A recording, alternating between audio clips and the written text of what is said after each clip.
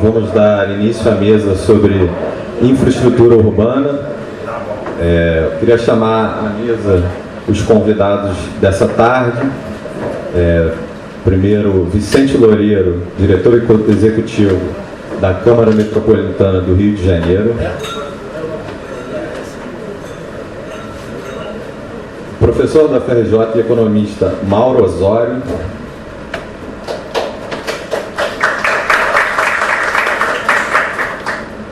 E a coordenadora regional do BR Cidades, Tainá de Paula. É um imenso prazer que estou aqui, a partir do convite, para compartilhar com vocês essa iniciativa importantíssima, a Fundação do Instituto da Brasilidade, nesse momento de escasso debate, um debate muito estressado que a gente vive no país. Acho que é fundamental que se crie e se estimule ambientes como esse, ambientes de diálogo, ambientes de troca, porque os desafios são muitos e a gente precisa debater. Ninguém tem um modelo fechado, ninguém tem as convicções absolutamente definitivas sobre como enfrentar esses desafios, a melhor estratégia, a melhor solução, o melhor instrumento. Isso, então, só vai ser possível a gente construir através do debate, através do diálogo, um diálogo realmente aberto, democrático, que vai permitir que a gente enfrente os desafios que o país, que a nossa região metropolitana, que as cidades têm pela frente. Então, eu saúdo bastante essa iniciativa e quero hoje aqui compartilhar, mas quero também vir outras vezes para ouvir também, para poder estar acompanhando, né, a construção desse ambiente de conversa, desse ambiente de concertação sobre a gestão das nossas políticas públicas.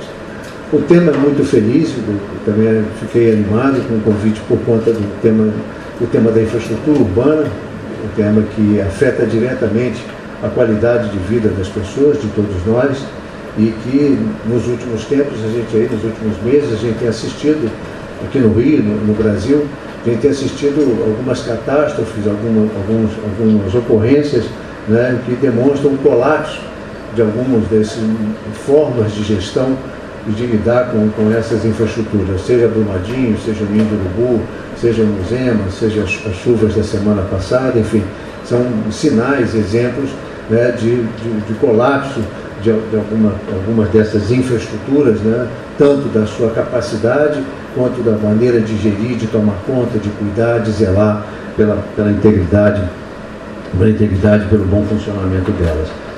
E quando a gente fala da infraestrutura urbana, quer dizer, é muito amplo, né? Tem vários serviços, né? Vários serviços dentro dessa política, né? Eu vou colocar caracterizado como uma política pública, o saneamento. Só o saneamento aí a gente já trabalha com 4 questões: a água potável, o esgotamento sanitário, o lixo, a coleta, o destino dos resíduos, de modo geral, não só do lixo, e da drenagem. Depois tem a pavimentação das ruas, parece, a gente que vive nas áreas mais urbanizadas dessa metrópole, parece uma coisa assim, distante, não ter pavimentação, mas 15% das ruas abertas nessa metrópole não tem pavimentação. Então, a pavimentação, os passeios, né, as calçadas arrumadas, niveladas, é um percentual pequeno do conjunto da metrópole. Eu vou falar um pouco mais da região metropolitana, onde eu trabalhei nos últimos tempos. Eu tenho assim, algumas informações, alguns mapinhas, alguns números que ajudam a compreender esse nosso desafio. E eu já não sou mais diretor executivo da Câmara Metropolitana, eu fui até o ano passado. Bom, então o saneamento é essa complexidade, tem desafios importantes nessas 4 dimensões, né? Depois a questão da pavimentação, dos passeios, da arborização, dos parques, dos jardins, das praças. São equipamentos às vezes relativizados, secundarizados, mas são de fundamental importância para a qualidade de vida e para o exercício de uma função urbana de conexão entre as funções do dia a dia das cidades, cada vez mais presentes, que é o caminhar, ou não só o caminhar, mas da mobilidade ativa. Então, as condições de caminhar, as condições de poder circular de bicicleta, por exemplo, ou patinete, né, são hoje cada vez mais importantes e presentes na vida das cidades. A iluminação pública, o fornecimento de energia, da energia elétrica, mas da energia no gás também. Uma parte pequena da nossa metrópole tem o gás encanado, uma maior parte ainda recebe, tem acesso a esse serviço através do botijão de gás, que requer uma logística, enfim, complexa e onerosa. Tem as telecomunicações, né, os dados, a comunicação dos dados cada vez mais presente na vida da gente, os transportes, a mobilidade, a logística, também a logística do abastecimento de uma metrópole como essa, de uma cidade como essa, cada vez mais com mais peso. São paradoxos que a modernidade oferece e que a gente precisa pensar sobre elas. O e-comércio tem vantagens fantásticas. Você encomenda um remédio aqui, no Canadá, 2 dias depois ele está na sua casa. Mas isso tem um impacto na logística muito importante.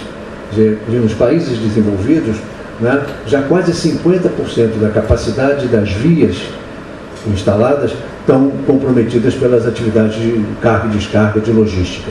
Porque quando você pensa na comodidade do remédio chegar à sua casa 2 dias depois de você comprar no Canadá, isso significa que muitos furgões, veículos menores, estão sendo usados na distribuição dessas mercadorias que ficam, entre aspas, com mais fácil acesso.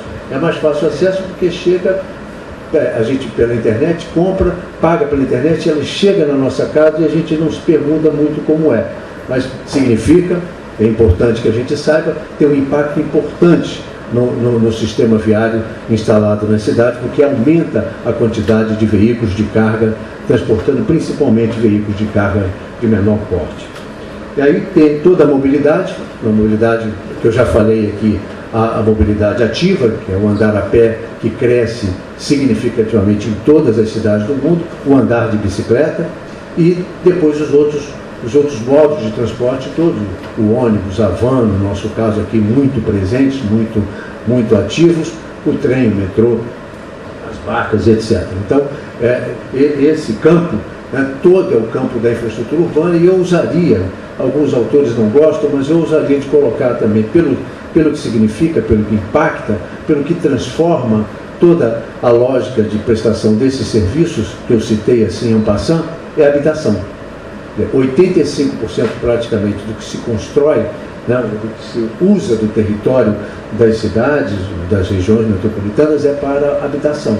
Então, a produção de habitação, principalmente de interesse social, de estar das camadas mais pobres da população, ela tem um papel relevante no que diz respeito à viabilidade, à sustentabilidade dessas redes de infraestrutura que eu citei ainda há pouco.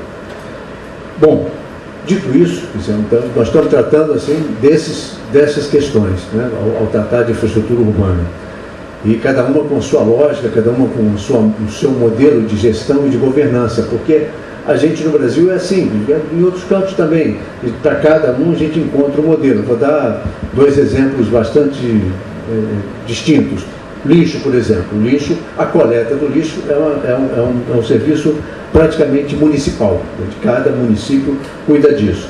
Um ou outro tem uma empresa pública mais organizada, que faz uma gestão mais eficiente, mas ainda muito até na região metropolitana, muito desses serviços são feitos por administração direta das prefeituras. Bom, fornecimento de energia. É um caso brasileiro, é uma jabuticaba brasileira, mas aqui é uma questão federalizada. Quem trata da questão do gerenciamento da energia, da produção, distribuição, é o governo federal. O governo do Estado chegou a ter uma participação até um certo tempo, alguns mais antigos aqui lembram da Sérgio, que também foi privatizada, e hoje a gestão do Estado nesse assunto é bastante diminuta, mas é um tema federalizado.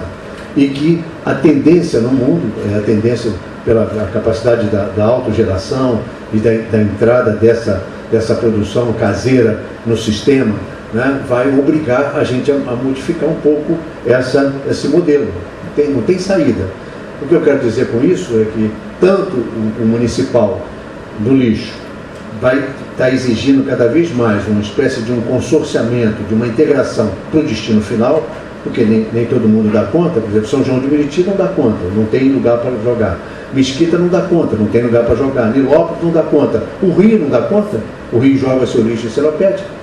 Então, quer dizer, vai ser cada vez mais necessário uma forma de gestão diferente do modelo que a gente vem usando até agora, foi usando até agora. Da mesma forma, a eletricidade. Então, isso significa, e por isso eu saudei o debate, que a gente vai ter sempre que estar debatendo, porque as coisas vão mudando, as coisas são dinâmicas, né? Esses serviços, as nossas necessidades, enquanto sociedade, elas também se modificam com o tempo.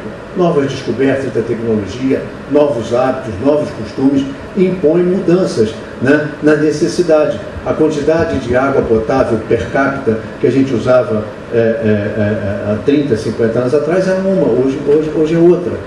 A gente vai adquirindo determinadas necessidades, vai consolidando determinadas necessidades que alteram significativamente as necessidades, a quantidade de serviço, a qualidade dos serviços que são prestados. Então, discutir modelo, né, vai ser sempre, vai estar na pauta. Quer dizer, enquanto a gente não conseguir universalizar, colocar num padrão decente, socialmente justo, desses serviços todos que eu listei aqui no início, a gente vai ter que debater muito se é esse ou se é aquele, se é dessa forma ou se é de outra, se é concessão, se não é, como é que a gente lida com o desafio de colocar isso, de colocar de pé, né, de enfrentar esse desafio e colocar de pé as soluções para atender a tanta demanda reprimida e a tanta demanda que vem se acumulando fruto do processo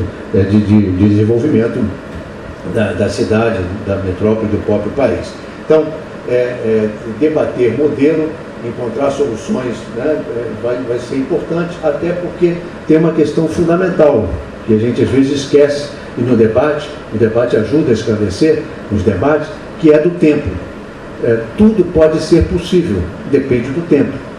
O tempo que a gente deseja que a água potável seja universalizada na região metropolitana, por exemplo, e que a gente tenha segurança hídrica para assegurar esse modelo, significa ter soluções diferentes, dependendo do tempo que você utilizar. Se em 15 anos é uma solução, se em 30 pode ser outra.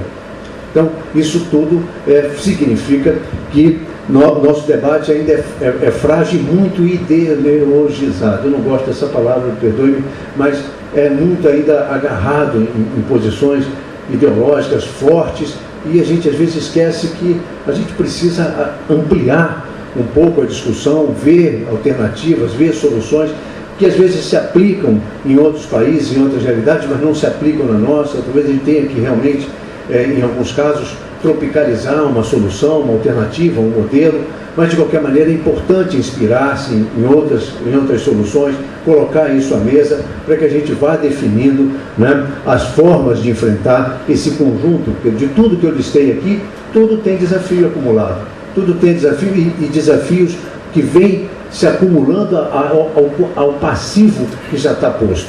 E como é que a gente enfrenta isso? Então, eu acho que a escolha dos modelos de gestão é um baita de um debate para qualquer uma dessas necessidades que a gente listou aqui no início. Bom, e certamente o financiamento. Quem financia e onde?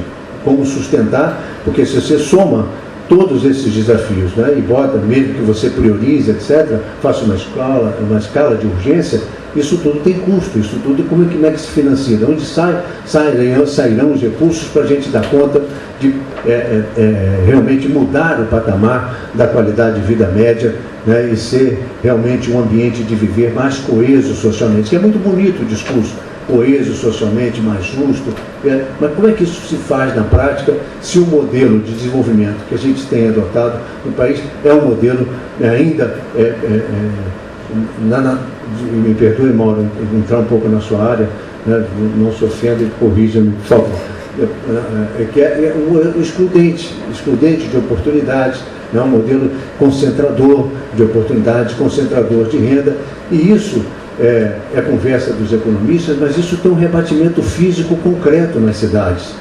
A nossa periferia, a periferia da nossa região, ela é a expressão física, concreta, palpável, de como andou nos últimos 30, 40 anos a economia do nosso país.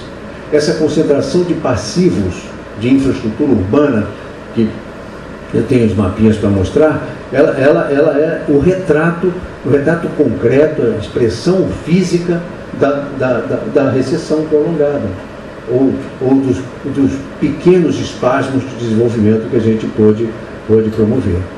Tivemos progressos, eu não estou aqui para fazer nenhum discurso, tivemos progressos aqui, nesse ou naquele tema, mas o saneamento, por exemplo, é um tema que não teve muito progresso. A mobilidade teve progressos importantes, mas o desafio cresceu também de maneira galopante. Então a gente encontra dificuldades importantes ainda também no campo da mobilidade. Somos a região metropolitana do país onde a população gasta mais tempo no deslocamento casa-trabalho. Isso tem a ver também com o modelo territorial que a gente adotou e o modelo expansionista que a gente acabou por consagrar, mais uma vez por conta das condições econômicas e sociais.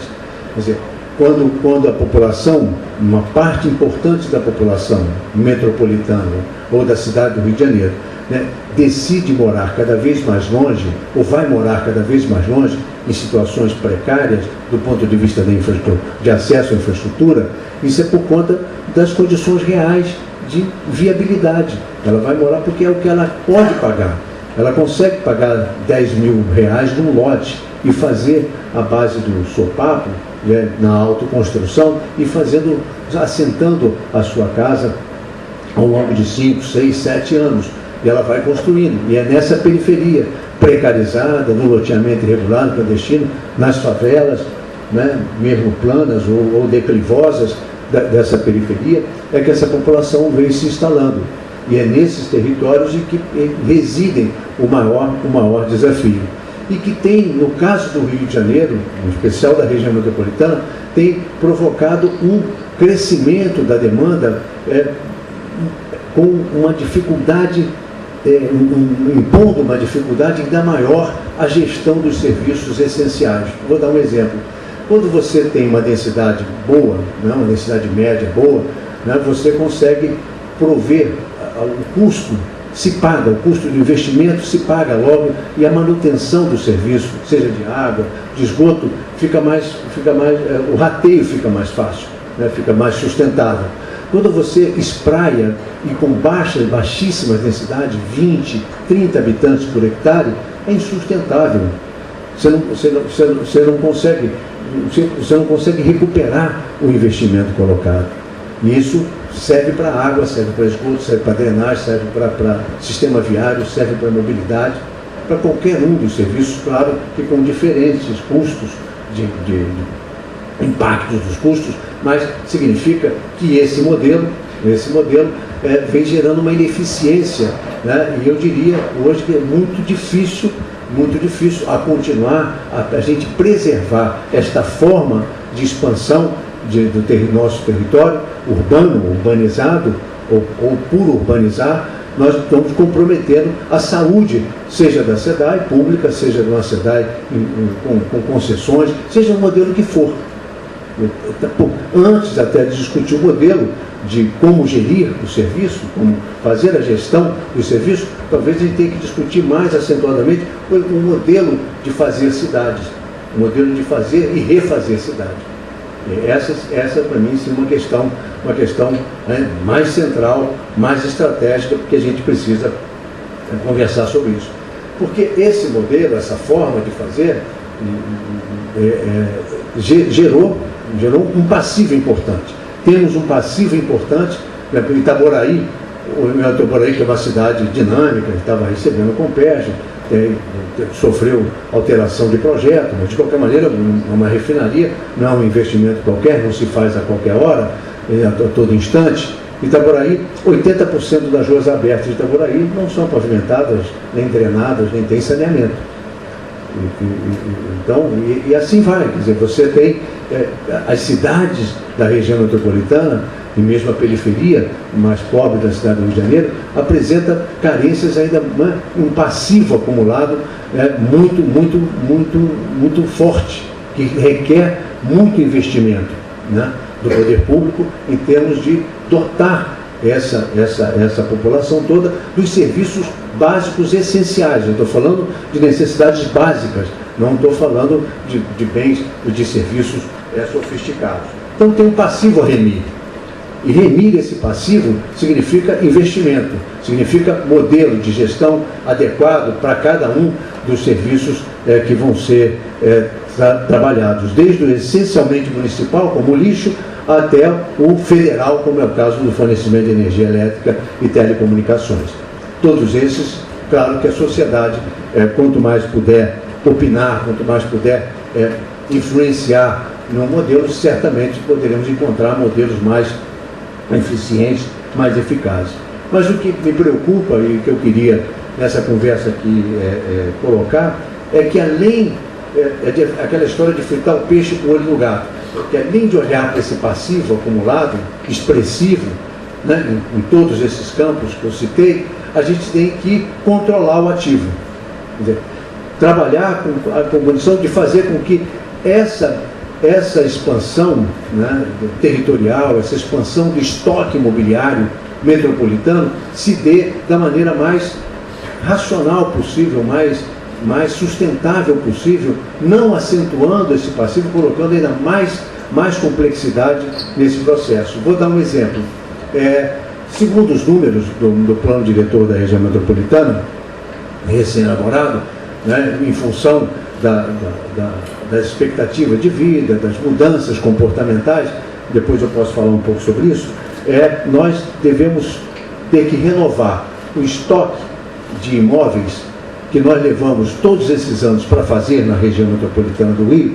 Nós vamos até 2040, um terço praticamente desse estoque de imóveis habitacionais, nós vamos ter que construir novos.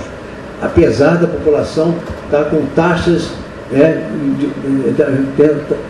temos tido uma redução da taxa de crescimento demográfico. Bingo, isso é ótimo. Mas, por outro lado, o nosso modo de viver tem mudado. Por exemplo, quando eu era estagiário, lá nos anos 70, no censo de 70, eu nem era estagiário ainda, estava começando, mas lá nos anos 70, no censo de 70, a população brasileira, as famílias brasileiras tinham 5 pessoas por família. 5 ponto qualquer coisa, pessoa por família. Hoje nós somos 3. Buenos Aires são 2 pessoas por família. E a tendência nossa é essa.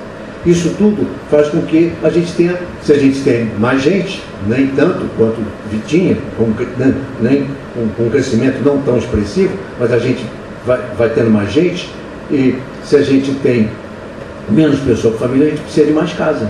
Simples. E isso significa que a gente vai ter que construir mais habitação. Onde fazer? Onde produzir essa habitação? Como produzir essa renovação de estoque todo? Aí está uma questão importante, porque ela pode pressionar ainda mais esse passivo acumulado nessa tendência de periferização precária que a gente viveu nos últimos anos, ou a gente pode trabalhar com um pouco mais de racionalidade, adensando as margens dos ramais ferroviários, do ramal metroviário, e de outros sistemas, de outros modos de transporte, de modo a adensar também as centralidades, de modo que a gente possa reduzir um pouco os impactos negativos já bastante expressivos com relação aos passivos. Então, esse fritar o peixe com o gato, se me permitem o adágio, no sentido de mostrar que o nosso desafio, no que diz respeito à questão da urbanização ou da infraestrutura urbana das cidades e da região metropolitana em particular, está nas duas mãos. Tem que trabalhar nos dois sentidos. Aí, eu destacaria em cada um desses temas alguns desafios mais importantes. No campo do abastecimento d'água, nós temos um problema de segurança hídrica a resolver. Somos muito dependentes do sistema de retirada de água do Rio Paraíba. Eu não sei se todos sabem aqui, mas 85% da água que a gente bebe na região metropolitana vem de uma transferência que é retirada do Rio Paraíba. Houve uma inversão do leito do Rio Piraí, ele desaguava no Paraíba, ele deixou de desaguar no Paraíba, passou a retirar água do Paraíba, forma o complexo de Tocos Lages ali em Piraí, logo que a gente sobe a Serra das Araras, e aquela captação é que gera a água que vai para Guandu ser tratada e abastecer 85% da população metropolitana, a Baixada e a cidade do Rio de Janeiro principalmente. Do lado de lá da Bahia, a situação é um pouco diferente. O sistema lá é Munana Laranjal e tem limites. No plano a gente teve uma discussão muito acirrada, muito séria com relação a Juturnaí, a uma possível barragem no território de Cachoeira de Macacu, e que a população de lá é contra, mas a gente precisa equacionar, né? Qual é a solução que vai permitir segurança hídrica e até alguma redundância caso haja um acidente grave, a montante no Rio Piraí, né, que contamine as águas tirada para abastecer Guandu. Nós não temos redundância nenhuma. Então, tanto a redundância quanto principalmente a garantir segurança de abastecimento a essa região me parece um dos desafios estratégicos mais importantes. Ainda temos muito o que fazer para universalizar. Na média a gente nem todo mundo, isso é importante registrar. Nós temos 1,5 milhão dos 12 milhões e qualquer coisa de habitantes da região metropolitana, 1,5 milhão, 15% aproximadamente, não está ligado à rede. Abastece com poço, abastece com formas alternativas aí. Não está ligado à rede. E o que está ligado à rede, nem tudo tem ao abastecimento seguro. Uma parte importante é um abastecimento intermitente. Caxias, por exemplo, sofre muito com o abastecimento intermitente. Apesar de estar atendido, entre aspas, pelo Guandu, ainda precisam de obras de retaguarda que assegurem o abastecimento permanente, confiável, lá em Caxias, que é o terceiro município mais populoso da região, com 900 mil habitantes. Então, o desafio também é grande no sentido de universalizar e equalizar o abastecimento. Mas, para além desse, eu gostaria de destacar o tema da segurança hídrica. No esgoto é uma tragédia. O esgoto, o desafio é muito maior. Nós temos o esgoto tratado em parte da cidade do Rio de Janeiro e em Niterói. O restante da região não chega a 5%. São números escandalosos do ponto de vista negativo. Houve muito pouco investimento nessa área, né? O que as prefeituras fizeram na periferia metropolitana foram chamados de saneamento. Não é saneamento, é um sistema de afastamento do esgoto. É a retirada do esgoto misturado com as águas pluviais e que vai para os rios e vai para a Baía de Guanabara.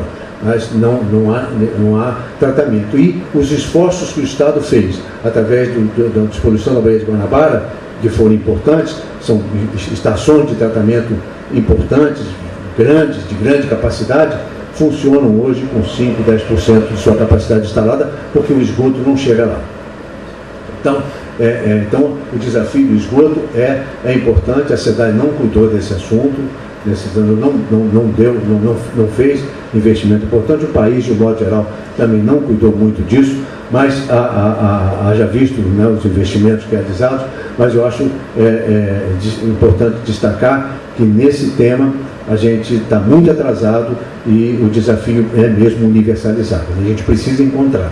No plano, a gente teve a ousadia de colocar um tema, os ambientalistas ficaram arrepiados, mas a gente pesquisou pelo mundo afora e o mundo inteiro, as cidades mais importantes do mundo usam uma tecnologia chamada de tempo seco, que é você usar o sistema de drenagem, microdrenagem existente, leva o esgoto, mas você intercepta isso antes de chegar nos rios e leva para a estação de tratamento. Aí você trata o esgoto no tempo seco. Nos dias de chuva você não consegue tratar, vai in natura para os rios e para a Baía de Guanabara, né? Ou para o mar. Mas acontece que são 20% dos dias do ano que são sujeitos a chuvas. Então você já tem uma redução importante de 80% né, nessa estratégia. E com o tempo você vai implantando a rede fina. Então, assim é Nova York, assim é Barcelona, assim é Paris, assim é Londres, no Tamisa. A despoluição do Tamisa se deu assim, tão cantada em verso e prosa, mas nós que somos, né, muito criativos, temos uma capacidade inventiva importante, inventamos aqui que só serve absoluto, tratamento absoluto, separar absolutamente, resolver, e não resolvemos. Fizemos uma lei porreta, desculpa a expressão, mas na prática ela não se implantou. Né? Isso é um pouco não, eu cito do esgoto, mas deve valer para outras coisas. No lixo, a situação do ponto de vista da coleta vai bem, quer dizer, houve um importante avanço, as prefeituras têm um serviço razoavelmente regular, tem muito de hábito da população equivocada, assim, de não esperar, tem cidades várias que têm coleta 3 vezes por semana, mas ainda assim a população joga o lixo na rua, joga no terreno baldio, joga nos rios, né? Tem cidades que a coleta ainda 1 vez por semana, mas mesmo assim é regular, mas de qualquer maneira tem avanços, né? Teve avanços importantes na cobertura da coleta, mesmo em áreas íngremes, em áreas de mais de difícil acesso. Porém, eu acho que tem um componente da população, dos hábitos, dos costumes, que eu acho que também precisa ser trabalhado, tanto do ponto de vista de respeitar a coleta, quanto também trabalhar a questão da coleta seletiva, da separação. Nosso índice de separação de lixo orgânico, de lixo reciclável é baixíssimo. Há casos, um bairro ou outro, um exemplo de Niterói, um exemplo de coisas localizadas, onde tivemos avanço estimulante, animador, mas, no geral, ainda é muito baixo o nosso índice de reaproveitamento do lixo. Então, isso do ponto de vista da coleta, temos que melhorar. Do ponto de vista do destino final, estamos atrasados também. Houve pouco progresso, avançamos na implantação de alguns aterros sanitários, né, extinguindo os lixões, mas ainda existem algumas áreas que ainda essa prática se faz, principalmente dos rejeitos da construção civil, né, do chamado entulho, e também de indústrias menores, indústrias periféricas, que não conseguem, não pagam para ter o destino adequado do seu rejeito e encontram aterros clandestinos para fazer o vazamento desse material. Então ainda temos isso presente, mas houve avanços importantes na gestão, mas temos uma tarefa grande, que é fazer um pouco também a substituição desse processo custoso, né, muito custoso, que é levar 10 mil toneladas dia para um aterro sanitário a 70 quilômetros. Isso é insustentável. Esse modelo também a gente vai ter que discutir e vai ter que encontrar soluções, mudar um pouco essa prática, talvez investir em usinas, investir no reaproveitamento, mas é um tema que certamente vai estar na nossa agenda, porque é insustentável essa lógica de, depois de coletar, ainda ter que colocar em caminhões, em estações de transferência, com caminhões compactadores, e levar a 70 quilômetros, 80 quilômetros para poder vazar o lixo. Então essa lógica certamente vai fazer parte da agenda no próximo tempo. Bom, nos transportes, o que assusta, né? Está acabando? Tá. É a última questão. No transporte, o que assusta é o crescimento do uso do automóvel, a solução individual e da motocicleta, né? A solução motorizada, em que pese os esforços de aumentar a mobilidade com o metrô e com os BRTs e próprios trens da Supervia, com a chegada dos trens novos, tanto que aumentou a quantidade de passageiros transportados em todos esses 3 modais, até porque o BRT não existia, apesar de ter aumentado a quantidade de pessoas transportadas em transportes coletivos todo dia na região metropolitana, em especial na cidade do Rio de Janeiro, mas a taxa de motorização é bastante elevada. Na região, são 140 mil carros por ano e cerca de 40 mil motos novos todo ano. Se persistir isso, nós vamos ficando cada vez mais agarrados e cada vez gastando mais tempo no deslocamento casa-trabalho. Quer dizer, a solução não só está investir em transporte público, mas também no modelo. Por quê? Metade das viagens, ou quase isso, das viagens que nós fazemos todo dia nessa região metropolitana, não é para ir para o trabalho, é para obter serviços. 85% do leitos hospitalares disponíveis na região metropolitana estão na cidade do Rio de Janeiro. Isso é insustentável. A gente precisa distribuir melhor, espacialmente, falando esse serviço para reduzir necessidade de longas viagens. Ou então promover viagens nas horas fora do pico, para fazer com que a gente aproveite melhor essa infraestrutura fantástica que a gente tem, um dos maiores ramais ferroviários do mundo, né? Atingindo uma parte da região muito populosa, que é a zona oeste da cidade do Rio de Janeiro, toda a Baixada Fluminense, nos dois o ramal de Saracuruna e o ramal de Japeri. Então, é uma infraestrutura importante, né? E que a gente precisa aproveitar para que as centralidades estabelecidas ao longo desse ramal, como Campo Grande, Bangu, Nova Iguaçu, Caxias, entre outras, né, Umeia, Madureira, entre outras, possam ser incentivadas, né, em polos de prestação de serviço, ou outras em polos de prestação de serviços de saúde, educação principalmente, para reduzir a necessidade de grandes deslocamentos onerosos, tanto do ponto de vista do custo, quanto do tempo das pessoas. Então, esse desafio tem a ver também, volto lá no início da conversa, com o modelo de cidade, o modelo de metrópole que a gente quer perseguir, né? Com o modelo que a gente... E aí é debate. O plano elaborado em discussão agora na Assembleia é uma diretriz, é um conjunto de diretrizes para realmente levantar a bola, discutir com mais profundidade, com elementos, com dados, com informações, discutir de fato que modelo nós queremos para essa região, para essa cidade, para que a gente possa, então, prover os serviços essenciais citados aqui da maneira mais adequada. E para encerrar, dizer que tudo isso que eu falei, resultado em números, são mais ou menos 32 quilômetros quadrados por ano que esse território urbano metropolitano se expande a cada ano. Isso é uma São João de Meriti por ano se fosse tudo junto, mas é pior que é separado e pulverizado, como eu falei. Então, com essa lógica, com esses números, a gente vai colocando em risco a sustentabilidade e a viabilidade da prestação de qualquer um desses serviços que eu falei aqui de forma adequada e de forma sustentável. Era isso que eu tinha para falar. Obrigado, desculpa aí. Agora eu vou passar a palavra ao professor Mauro Osório, que se dedica ao estudo da cidade, não só do Rio de Janeiro, mas da cidade como tema, há muitíssimos anos, né? Apesar de ainda jovem, já são décadas estudando as cidades brasileiras. E passo então a palavra ao professor Mauro Osório. Eu gostaria de trazer um ponto, quer dizer, que eu acho que é mais otimista, né, de saída, né?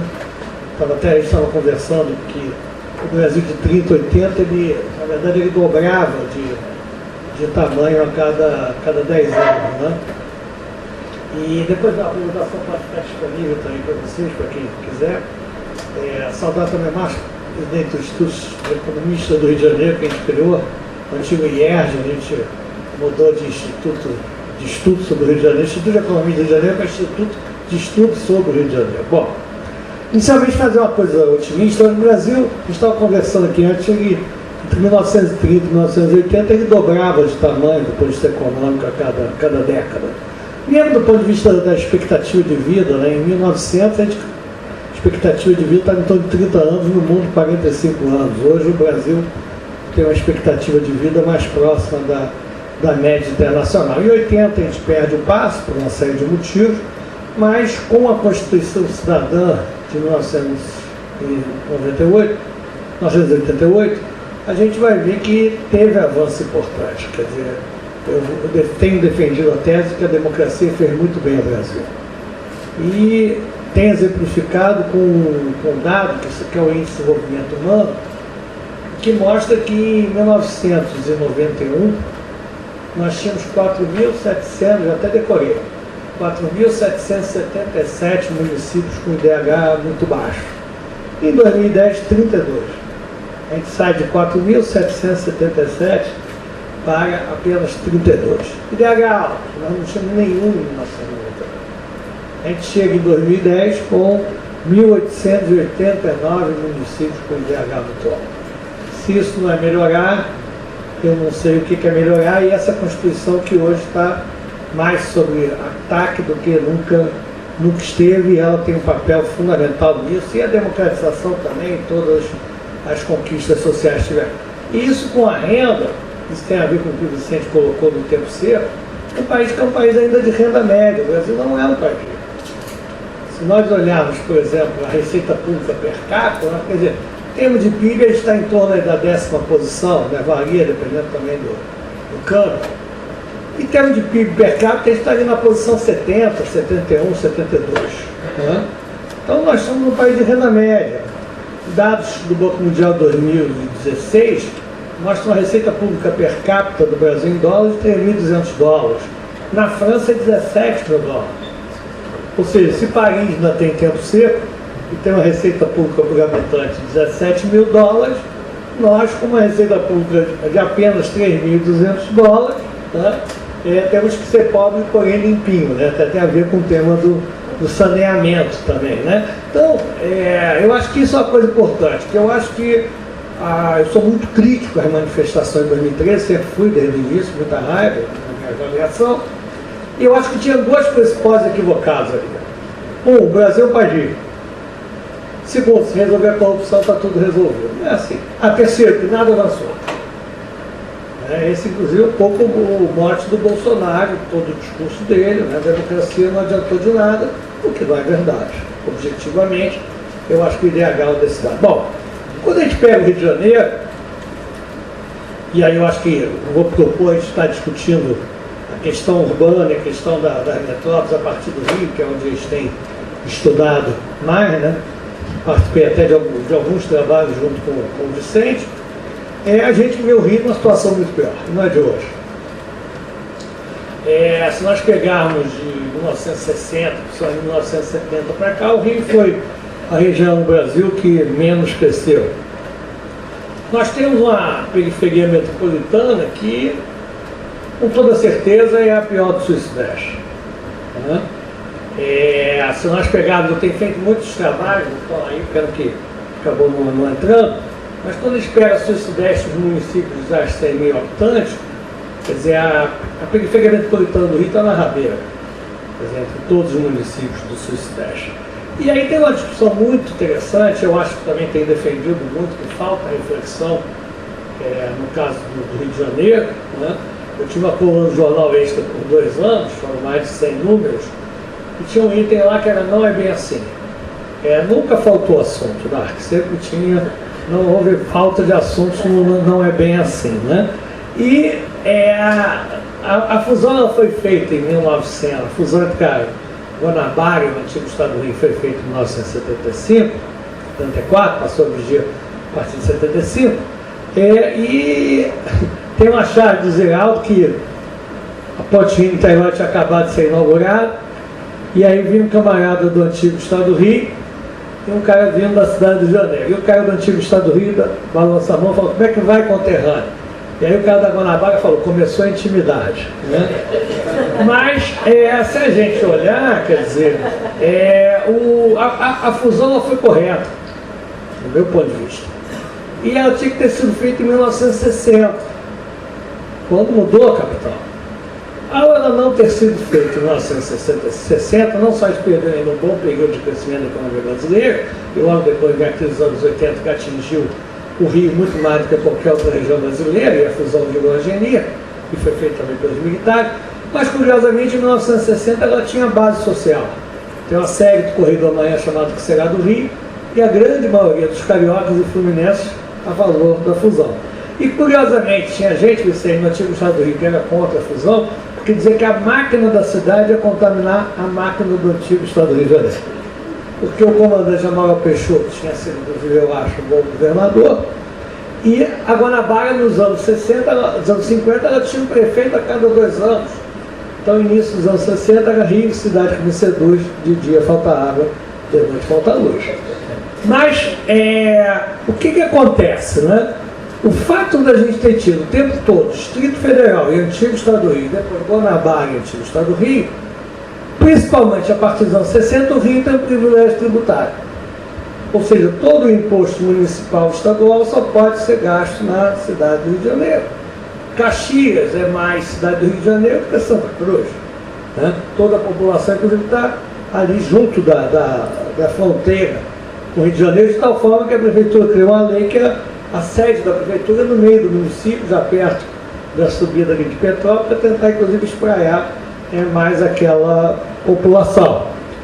E aí o que acontece? Entre 1940 e 1980, a periferia metropolitana, principalmente a Baixada Fluminense, explode de gente, explode. Né? O povo pobre vinha de Minas, vinha do Nordeste para trabalhar na cidade do Rio, na cidade de São Paulo. Só que na cidade de São Paulo, o imposto arrecadado na cidade estadual fez a ABC Paulista. Quer dizer, o recurso ele era muito melhor organizado e distribuído pelo conjunto do Estado. Aqui não. O camarada vinha, antes ia para as nossas favelas, ia para o Rio migrando, ia para as nossas favelas, depois começou a faltar terreno com um valor compatível, as pessoas começaram a ir o que era uma região rural de Laranja, né, na Baixada Fluminense, e começaram a ocupar aquilo lá, mas trabalhavam no Rio. Geravam imposto aonde? No Rio. Geravam emprego aonde? No Rio. Geravam necessidade de infraestrutura aonde? Na Baixada Fluminense. Depois avançavam. Né? Só que se as prefeituras de lá tinham algum aumento, incremento de receita pública, não. Além disso, o antigo Estado do Rio, qual era a tradição? Era pensar a Baixada ou era estar preocupado com o Niterói e o interior? Niterói e o interior. Tanto que o primeiro miliciano, que hoje talvez seja o nosso mais dramático problema no Rio de Janeiro, né? O primeiro miliciano importante, quem é? O Tenório Cavalcante. E a sua metralhadora, a Lourdinha. Né? Por quê? Porque você não tinha Estado. Olha, alguém vai cuidar daquela gente. O Tenório, com sua sabedoria, né? Isso que o jornal Luta Democrática, vem candidato no Rio, deu a vitória ao Lacerda, porque tirou os votos do Sérgio Magalhães, deu o tom da esquerda, e depois quase se elegeu no antigo Estado do Rio. E o mais curioso é que ele entra na justiça, Dark ganha. Se não tivesse sido golpe, ele teria chegado a ser governador do antigo Estado do Rio. Só que ele tinha o Cruz e Guioso, né? O Tenório estava achando que o Brasil era da esquerda e ele tinha feito uma aliança com a esquerda. E tinha xingado o Costa Silva. Quando veio o golpe de 64, ele tentou se realinhar, mas o Costa pegou e meteu o cacete nele e caçou ele, né? Não esqueceu o xingamento. Mas enfim, então, quando a gente olha, quer dizer, essas especificidades do Rio, a gente tem que procurar estudá-las para a gente entender melhor os desafios dessa região. Então, essa trajetória faz com que a gente tenha, com toda certeza, a periferia mais desigual de todo o sul e sudeste. Quinta é dormitório. Então, na verdade, como o Vicente estava colocando, as pessoas vêm trabalhar na cidade do Rio de Janeiro, não tem infraestrutura. Eu tenho defendido que a gente precisa de um plano Marshall para a periferia metropolitana do Rio de Janeiro. E aí, como é que vai fazer esse recurso? Quer dizer, eu acho que tem dinheiro dos BRICS, tem Banco Mundial, eu acho que se tiver uma vontade política, eu acho que é possível fazer, e é necessário, porque onde não falta água, falta esgoto, falta telecomunicações, né? Eu me lembro quando o Júlio Bueno era secretário de Desenvolvimento Econômico, ele comentando que chegavam empresas no Rio de Janeiro e levavam-se para a Baixada, mas ficaram falando, cadê a cidade? População Gonçalo. Então, quando vinha, ia para o Médio Paraíba, ia para outras regiões e não para aquela região. Então, a gente precisa de planejamento. Eu acho que aí a agência metropolitana, desde que seja estruturada, desde que tenha carreira, que tenha pessoal profissionalizado, eu acho que pode ser uma coisa interessante. Parabenizo o trabalho liderado pelo Vicente. Eu acho que a Assembleia Legislativa ela aprimorou a proposta. Eu acho que a proposta está bastante boa. Acho que o presidente da LERC também teve a sabedoria de botar 3 deputados que são atuantes e que conhecem a área, como o Valdec Carneiro, como o Eliomar e como o Luiz Paulo Correia da Rocha. Então eu acho que do ponto de vista das principais lideranças na comissão da agência metropolitana, enfim, o governador já não sabe como é que é, né? Mas pelo menos ele percebeu que aquilo ali é uma coisa importante. Eu acho que ele está tendo está tendo essa percepção, então pode ser que por aí a gente consiga avançar.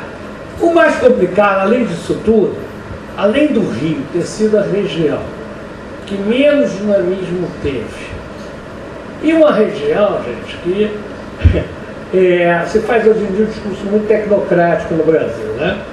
Mas eu acho que o maior problema do Rio de Janeiro foi o golpe de 64. Aqui se caçou a esquerda e ainda caçou o Lacerda. Entregaram o poder aos Chagas Freitas, os militares. Quem era o Chagas Freitas? Era o homem que roubou o Adhemar de Barros. Ou seja, o Chagas Freitas roubou o roubo mais fácil, né?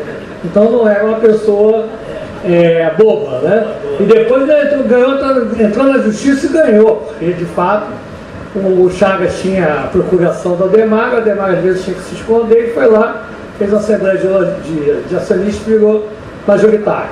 E se criou uma cultura, uma lógica, né, que foi desestruturando esse Estado. Então eu acho que o Rio de Janeiro tem uma decadência específica que tem a ver com a transferência da capital sem compensações, aliás, a gente também não pediu, né? Falta de reflexão até hoje. Os programas de mestrado, doutorado em economia até hoje não tem nenhuma linha de pesquisa permanente em economia regional, e um marco de poder particularmente clientelístico e desestruturado. Então, e aí, além de tudo, quer dizer, quando vem a crise, que começa com a crise política em 2015, né? Nenhum economista previa a recessão em 2015, então defendo a tese que a crise foi detonada, né? E é bom o termo detonado, falta as bombas, está muito mais pela política do que pela economia. O Rio ainda tem a Petrobras, o Rio tinha empreiteiras aqui importantes, então tempestade perfeita, de tal forma que, se nós olharmos o Estado do Rio de Janeiro, ele perdeu uma quantidade de empregos com carteira assinada um pouco menor do que São Paulo. A cidade do Rio de Janeiro perdeu de 2015 para cá mais empregos com carteira assinada do que a cidade de São Paulo. Então, e também uma raiva muito grande do Rio, que eu acho também que acabou favorecendo o resultado eleitoral do ano passado, né? Então eu acho que, enfim, a questão da infraestrutura, quer dizer, do planejamento público, né, é fundamental. A gente tem que entender que isso não vai se fazer sem uma coordenação do Estado. Eu acho que não adianta falar como se falava nos anos 90, se o Estado não atrapalhar, tá bom, não. Acho que todo país que se desenvolveu no mundo teve um projeto, tem que ser um projeto democrático, um projeto nacional, nos termos que a gente tem das instituições e da institucionalidade. E aí vai precisar, eu acho que é o contrário, quer dizer, da visão do atual governo federal, né, mas vai precisar ter uma coordenação pública esse projeto, tá certo? E no Rio de Janeiro, acho que o desafio ainda é muito maior, até simplifiquei um pouco na apresentação, que acabou não tendo ajudado, mas estão disponíveis, um desafio muitíssimo maior do que o brasileiro. Então não é uma situação trivial, eu acho que a gente ganha um rumo a partir da democratização e a gente sai dos trilhos em 2013. E a gente vai precisar ter sabedoria, ter calma, ter ousadia, ter coragem também, para a gente estar procurando colocar de novo, quer dizer, uma determinada direção, nesse caso, nesse país, um país hoje muito, muito urbano. E eu estava lendo a biografia do Krebs, que também é um nome muito caro a todos nós, acho, quase todos nós que estamos aqui, é o caso Lessa, com toda certeza, uma biografia do Raul Krebs, e lá está escrito que em 1914 a Argentina era o segundo PIB per capita do mundo. Hoje está na posição 50. Ainda está melhor do que o Brasil, que é a posição 72, mas que de qualquer jeito avançou muito no correr do século XX, né? De 30 a 80, como estava conversando, e depois menos na área econômica, até pelo equívoco na taxa de juros. E aí eu acho que os artigos recentes do André Lara Rezende ajudam a reforçar a questão do juro e a necessidade de estar repensando a política monetária nesse país, que também impacta do ponto de vista da capacidade de gasto público, né? E hoje ainda veio aí a projeção do PIB pelo Banco Central, que ainda mostra que a gente continua patinando sem conseguir sair do lugar, mas enfim, é um período, um tempo desafiador. Fico muito feliz de estar aqui no Armênio Resedal hoje discutindo isso com tantos amigos, companheiros e pessoas que eu estou conhecendo aqui agora, e eu estou à disposição e a luta continua e vamos em frente. Obrigado. O Instituto pediu para fazer uma apresentação nacional, e como a gente é uma rede nacional, eu trouxe dados e um pouco ilustrações não só do Rio de Janeiro, mas de outras localidades. Vamos passar um pouco, aí eu vou te avisando e eu vou pedir para você me avisar quando estiver faltando 5 minutos, pode ser? Não ficar correndo feito maluco. Importante a gente falar, e aí pegar o mapa do IDH de 2000, que na verdade a gente vinha numa discussão naquele ano de 2002, né? Acho que foi a culminância de uma discussão de um projeto de país democrático, popular, com um projeto de eliminação das desigualdades no país, mas que vinha com um lastro também técnico e de discussão de cidade que tinha como agenda principal a eliminação da desigualdade social do país. O enfrentamento do baixo IDH, como o Mauro colocou muito bem, foi uma das bandeiras que possibilitaram e culminaram, obviamente, ao ascenso do projeto lulopetista ao poder. Então, em 2002, a gente tinha muito essa distribuição do IDH no país, a gente tinha uma mancha vermelha praticamente com norte e nordeste de uma forma muito clara, e aí colocando que o IDH tem uma dimensão de acesso ao saneamento ambiental, né? A gente está falando de escolaridade, renda e saúde com a dimensão do saneamento, do acesso ao saneamento, da qualidade ambiental. E a gente tinha essa disparidade completa em relação do sul para o norte do país. Pode passar. E para além disso, a gente tinha um acúmulo. A gente não temos consenso em relação à palavra ausência de Estado, porque podemos falar que essa ausência também é parte de um grande modelo de exclusão, mas o fato é que a gente tinha um acúmulo no início dos anos 2000 de uma grande segregação, tanto do ponto de vista de práticas do Estado, quanto do ponto de vista de atuação do mercado formal, né? Tanto mercado fundiário, mercado de terras, quanto mercado de produção de moradia. Pode passar.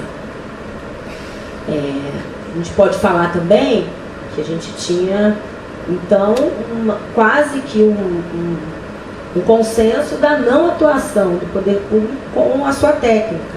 Engenheiros, geólogos, arquitetos, não trabalhando para os assentamentos precários e para os grandes bolsões de pobreza do Brasil até então. E aí, uma dimensão importante, eu vou sair do armário e admitir que eu sou trabalhista, tínhamos também um grande desafio, porque para a eliminação da desigualdade não bastava a gente ter um projeto de equacionamento de acesso à infraestrutura urbana. Como a gente vai possibilitar que a gente gere trabalho e renda, como a gente vai garantir a emancipação das pessoas, enfim. Era necessário pensar em alguma forma, em algum sistema nacional que, aliás, capital produtivo, capital fundiário, acesso ao capital produtivo das múltiplas funções, aí falar de indústria, falar de comércio e serviço, enfim, falar de todos os setores e falar da legalização e da inserção da população numa lógica legal, tanto do ponto de vista de cidade, quanto do ponto de vista da condição de trabalho, dos condicionantes de trabalho. Pode passar. E aí, pena que cortou um pouco, porque está super ampliado a projeção, falar da dimensão ambiental também, que havia uma necessidade muito grande de ser discutida. Identificamos já que a agenda de desenvolvimento do projeto lulopetista não deu conta dos gargalos ambientais e a gente precisaria, a partir de um novo projeto, inserir a pauta ambiental como um dos ativos para a construção de um novo modelo de cidade. Pode passar. Nessa perspectiva, como é que a gente vem construindo, e aí paramos muito na discussão da urbanização sustentável, na construção sustentável de um novo modelo, enfim. A partir dessa avaliação do que foi construído, a gente começou a se questionar, afinal, qual foi o grande ativo urbano para a implementação desse modelo de desenvolvimento que a gente teve de 2003 até 2015. Né? A gente tem como marco o nosso ciclo de desenvolvimento das cidades esse período temporal. Então, pode passar. A gente avalia o ciclo virtuoso, falar que os movimentos sociais foram fundamentais para o processo de consciência do povo de modo geral, como é que as frentes de luta, seja pelas pastorais de favela, seja pelo próprio sindicalismo, que obviamente forjou e moldou a figura representativa do presidente Lula, enfim. Como esse cenário do ciclo virtuoso contribuiu para esse modelo de sociedade, de cidade, que a gente conseguiu consolidar em 2002. Pode passar. E aí, como caldo um pouco do que a gente entende como pontos positivos, que tiveram culminância a partir do ciclo virtuoso, né, pegando 2003 como start desse novo processo, a gente pode falar do orçamento participativo, que acabou sendo uma das bandeiras, e obviamente a gente está falando aqui 2003, né? Quais eram os debates necessários a serem implementados e quais seriam as bases desse projeto de país. E depois a gente vai falar, obviamente, o que a gente conseguiu minimamente instituir como política pública, o que a gente abandonou ao longo do caminho. Em 2003, a gente tinha como bandeira orçamento participativo, inserção daqueles movimentos sociais na construção dessa cidade, a partir da orientação participativa desse orçamento. A gente tinha a urbanização de áreas precárias como uma das bandeiras. A gente tinha assistência técnica, garantia do acesso da técnica na construção dessas cidades, CIEP, CELS, enfim, como modelos, como referências de uma educação includente nas cidades. A gente tinha a perspectiva de construção de corredores de ônibus para conectar cidades pulverizadas. Acho que mais para frente a gente vai fazer uma avaliação que casa muito bem com o que Vicente trouxe para a gente, como, na verdade, essas pontes entre centro e periferia foram consolidadas na construção de corredores não necessariamente interessantes do ponto de vista urbano, um novo arcabouço legal para dar conta desses desafios e a participação institucional através dos sistemas de conselhos que foi minimamente construído para garantir esse processo de participação dos movimentos sociais. Pode passar. E aí, demos início ao processo de construção desse, vamos dizer assim, deveria ser um novo paradigma de construção de cidade, com equacionamento de todos os pontos aí que eu levantei. Pode passar, não foge de mim não. Aqui no Rio de Janeiro, a gente teve, enfim, acho que Rio e São Paulo, a gente pode dizer, tivemos os exemplos mais diversificados das formas de se organizar a favela, inclusive das mais diferentes formas de financiamento, que hoje é um gargalo, a gente precisa enfrentar à luz de um novo regime, a frase que é assustadora, mais Brasil, menos Brasília, mais Brasil, enfim, na verdade uma alusão a um pacto federativo, fortalecimento de prefeituras, mas prefeituras que não estão, obviamente, capacitadas a investir nas suas cidades, e como é que fica, do ponto de vista de financiamento, todo esse gargalo urbano que a gente precisa enfrentar. Então a gente passou aqui por iniciativas anteriores ao Favela Bairro, mas acho que Favela Bairro é a grande virada de chave desse processo de grande urbanização de favelas, e no ciclo virtuoso a gente teve PAC, grandes investimentos, grandes favelas e PAC saneamento. Pode passar.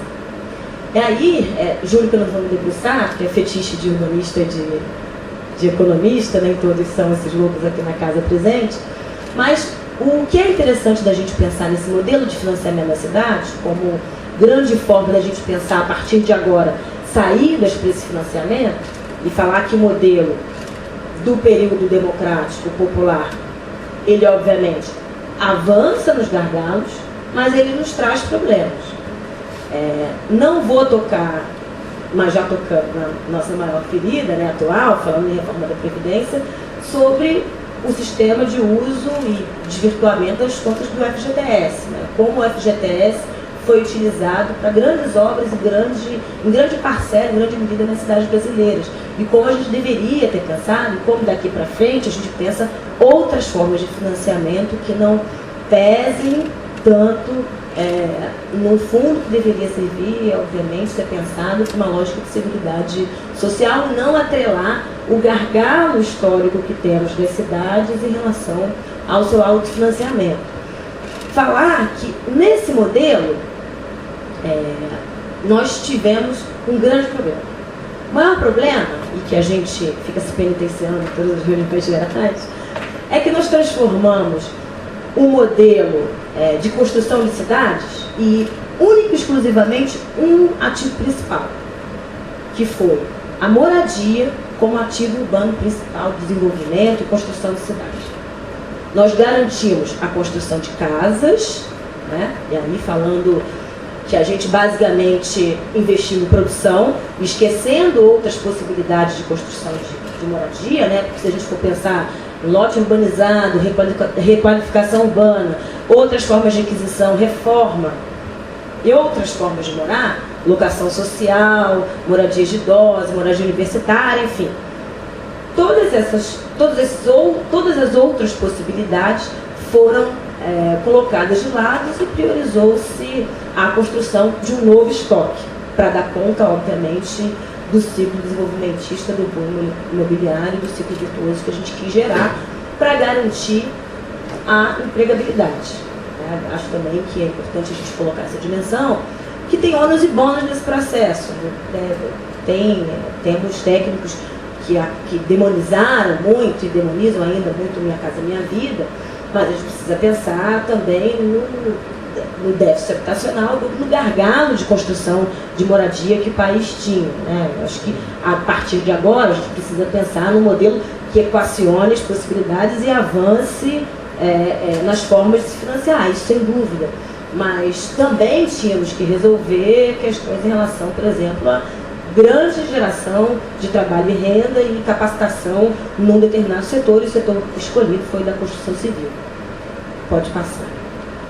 E aí o debate que também fazemos muito é como a gente tem o gargalo da técnica no Brasil.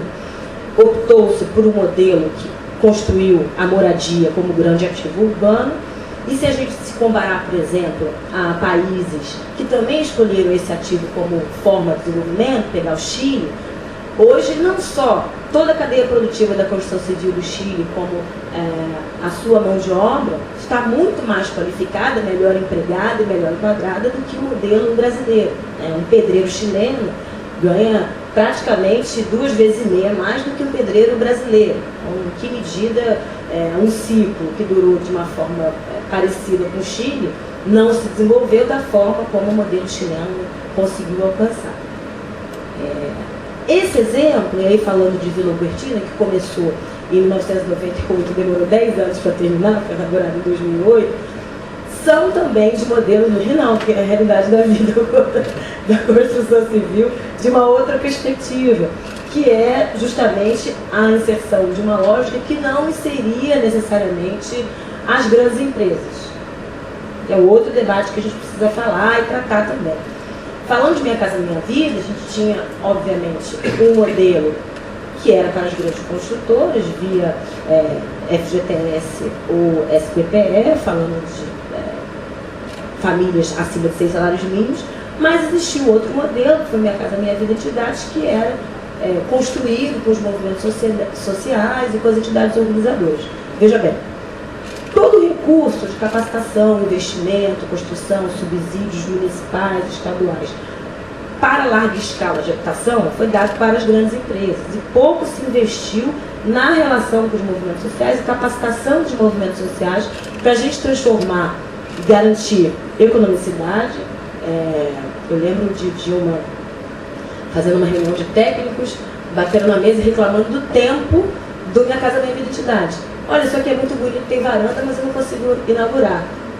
E é uma verdade, nunca falo isso para ela, nem que eu vou admitir que eu concordo com ela, mas o fato é que Minha Casa Minha Vida Entidade sofreu um grande prejuízo de não dar conta do gargalo da demanda que tinha de construção de moradia, se o modelo escolhido, e aí depois eu vou retomar o debate do modelo, era a moradia. Precisava entregar moradia em determinado período de tempo para garantir emprego, para garantir prazos, enfim. Toda uma engenharia de como o modelo produtivo se estabeleceu. Pode passar. E nesse sentido a gente conseguiu criar também um debate avançado de técnica, qualidade de arquitetura e qualidade desse ativo, no Minha Casa Minha Vida Entidade, que não chega a 10% das unidades produzidas no Brasil, falar que a gente fez 4.200.000 unidades habitacionais no Brasil no ciclo virtuoso, mas a gente não conseguiu chegar, enfim, nem a metade equiparada do que o mercado produziu com a produção de movimentos sociais. Temos uma arquitetura mais interessante, mas não temos a escala interessante também da mesma forma. Pode passar.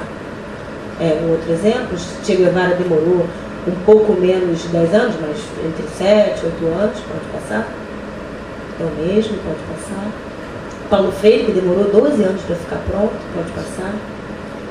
Falar um pouco, e aí voltando aos itens que Vicente nos colocou, os itens que agregam, na verdade, corroboram para a construção de cidades, se a gente for focar na infraestrutura, a partir de um equipamento público-social, como é uma escola, como pensar formas de enraizamento, de inserção de infraestrutura nos tecidos existentes. A gente tem um déficit de cidade que a gente não precisa esquecer e a gente acabou esquecendo de debater nesse processo, nesse ciclo virtuoso que passamos.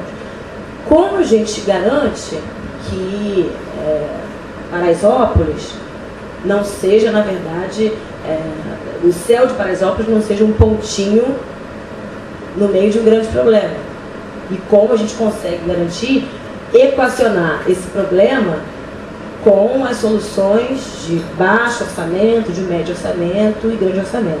Nós acabamos atrelando recuperação, reestruturação, o nome que a gente queira chamar, para a urbanização de favelas, aos grandes orçamentos e às demandas das grandes construtoras e a viabilidade técnica das grandes construtoras. Não é interessante para uma grande empresa, e aí falar de empresas que a gente tem perto, né, Carioca Engenharia, Nordeste, entrar em favelas com poucas casas, porque o projeto de saneamento ali tem uma escala muito menor e o contrato dessa obra vai ser muito menor. Então eu acabo focando a minha intervenção a partir da demanda das empresas, das grandes empresas, e não a partir dos gargalos da demanda técnica que deveria ser fonte orientadora dos meus planos, do meu planejamento. Pode passar. E aí, os marcos institucionais, falar, na verdade, que o BR Cidades ele é coordenado, para quem não sabe, nacionalmente pela professora Hermínia Maricá, que participou em grande medida dessa formulação, concepção da agenda urbana, da reforma urbana do Brasil, principalmente no ciclo virtuoso que a gente estava falando. E ela sempre fala que no Brasil não faltam leis. O arcabouço legal, jurídico do Brasil, um dos mais avançados, para não falar do mundo, pelo menos da América Latina. Agora, o que nós estamos fazendo para garantir as operações casadas e a sobreposição de uma forma interessante nesse planejamento? Quais são as orientações em relação a orçamento público que case às ações do planejamento urbano do Brasil? Esse é um dos gargalos também que a gente vem observando em todas as cidades que a gente vai. E a partir, curiosamente, da Lei Federal de Saneamento, e casando com toda a política dinâmica do Minha Casa Minha Vida 2, a gente tem cada vez mais o abandono do planejamento original de saneamento, equacionamento dos grandes problemas de infraestrutura urbana no Brasil e a priorização do ativo moradia, com aumento de entrega de unidades, espraiamento das unidades, modos de moradia extremamente equivocados. A gente vai dar uma olhada no que o Brasil focou, né, nesse ciclo virtuoso e como é que a gente equaciona os problemas também que trouxemos. Inicialmente, falar que o BR Cidades uma rede jovem, nós achávamos, tínhamos como lema que o Minha Casa Minha Vida tinha piorado as cidades, porque não tinha nenhum economista ainda, nós. Quando os economistas entraram, a gente conseguiu fazer uma construção mais mediadora, mas a gente tem muito desacordo, obviamente, com o modelo de construção que a gente conseguiu atingir. Mas, obviamente, entende que precisaríamos ter reavaliado os caminhos do planejamento e da construção desses novos polos de cidade. Pode passar. E aí, muito no fim do ciclo virtuoso, nesse novo momento que terminamos em 2015, porque pra gente o Brasil acaba em 2015, brincadeira. Mas do ponto de vista dos dados, do ponto de vista, enfim, da produção, inclusive, de moradia de cidade, não estamos mentindo, né? O país anda congelado do ponto de vista urbano, do ponto de vista econômico, desde que o presidente Dilma foi impeachmentado. A gente precisa também, é claro que eu particularmente esperei os 100 dias para dizer publicamente que estávamos indo muito mal. Passou-se os 100 dias, a gente pode dizer publicamente que o Brasil não tem plano, não tem projeto e continua parado. Mas, para fins dessa análise, para a construção de um projeto futuro, a gente avalia que tivemos algumas oportunidades, a gente discute muitos mega-eventos, eu estou falando que não somos consenso, nem dentro do BR Cidades, nem fora, em relação ao custo-oportunidade que a gente perdeu, por exemplo, falar que o Estado do Rio de Janeiro é um grande exemplo disso, né? A forma como a gente realizou a operação do Porto e como a gente poderia ter discutido nosso legado olímpico de outra forma, à luz de uma agenda ambiental, que desse conta, por exemplo, da despoluição, pelo menos, do nosso circuito hídrico da Bacia de Guanabara, enfim. Precisávamos discutir os moldes das operações em curso e os moldes da agenda do pós-legado e do desenvolvimento gerado pelo legado olímpico. E falar, e que é a nossa cereja do bolo, é avaliar o boom imobiliário e o boom automobilístico a partir do que o próprio Estado gerou nas cidades, que acho que é pontapé inicial e exemplifica um pouco do porquê que a gente está dando um passo atrás na discussão do próprio ativo de cidade. Vou dizer, Vicente, que agora a gente acha que, ao invés de a gente criar uma lógica de ativo, onde a moradia é a centralidade da cidade, por que não procurar outros ativos que possam ser meio ambiente, que possam ser criação de cidades inteligentes, criação de pátios de logística. As cidades precisam ter uma centralidade inicial de desenvolvimento que não parta apenas de um determinado setor. Eu sou a defensora que o ativo precisa ser a terra. O que nós vamos fazer, por exemplo, com os vazios urbanos gerados a partir do arco metropolitano, falando especificamente do Rio de Janeiro? Será que a gente não pode, a gente vai deixar passar a oportunidade de fazer novas cidades nas áreas vazias, de uma forma planejada, e que possam articular região metropolitana com as cidades compactas? Precisamos começar a refletir sobre esse futuro, né? Falando principalmente das regiões metropolitanas de um modo geral. Pode passar. E aí falar dos investimentos, ao todo, a gente já falou um pouco, a gente fez 4 milhões de unidades.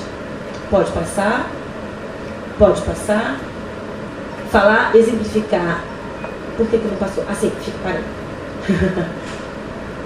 Falar que, a partir da construção de uma nova lógica, né, de valor por metro quadrado e valor de metro quadrado da terra, né, criado pelo Minha Casa Minha Vida, a gente acabou, a gente Estado, né, me colocando como uma figura do Estado, impulsionando o valor de terra e o valor da unidade de modo geral. E aí a gente tem isso. São Paulo, pode passar. Belo Horizonte. Estou pegando o ciclo, né, de 2008 a 2015. Salvador, Rio de Janeiro, Goiânia, Curitiba, Porto Alegre, Florianópolis. Variação do valor de financiamento, aí pegando desde 94 até 2015. E aí a discussão central aqui do nosso debate hoje. Quando você transforma a moradia em ativo de cidade, você não coloca a infraestrutura urbana como priorização na construção dessa cidade. E aí você tem que construir cidade para dar conta do seu ativo. E aí você tem isso, pode passar. São José dos Campos, Campina Grande, Uberlândia,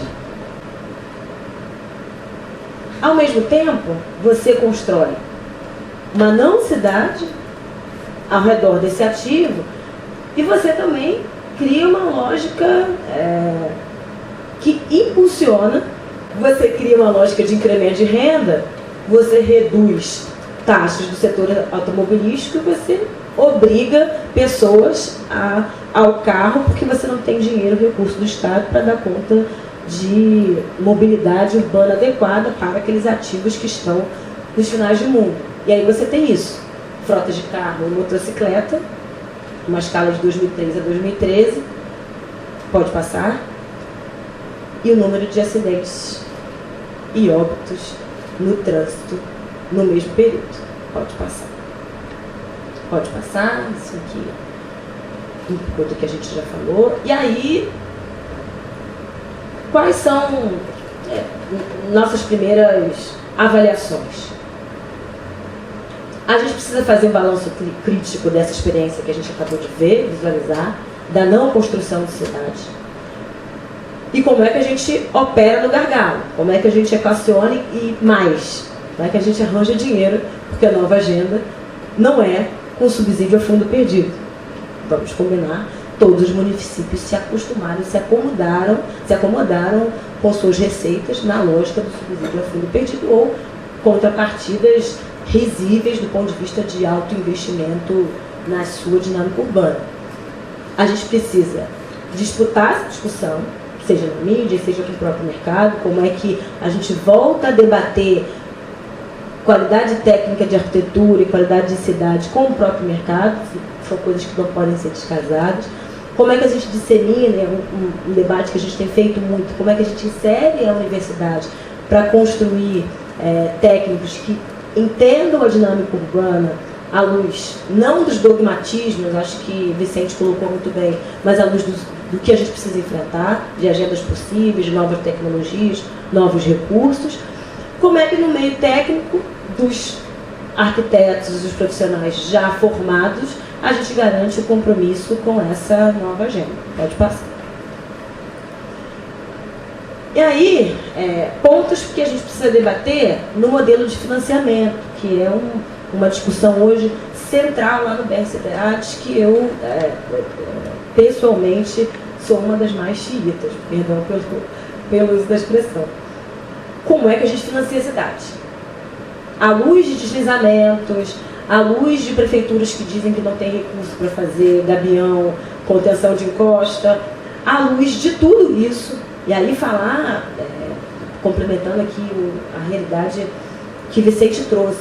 O Rio de Janeiro, por exemplo, é um município que não consegue fazer 3% da sua coleta seletiva de lixo.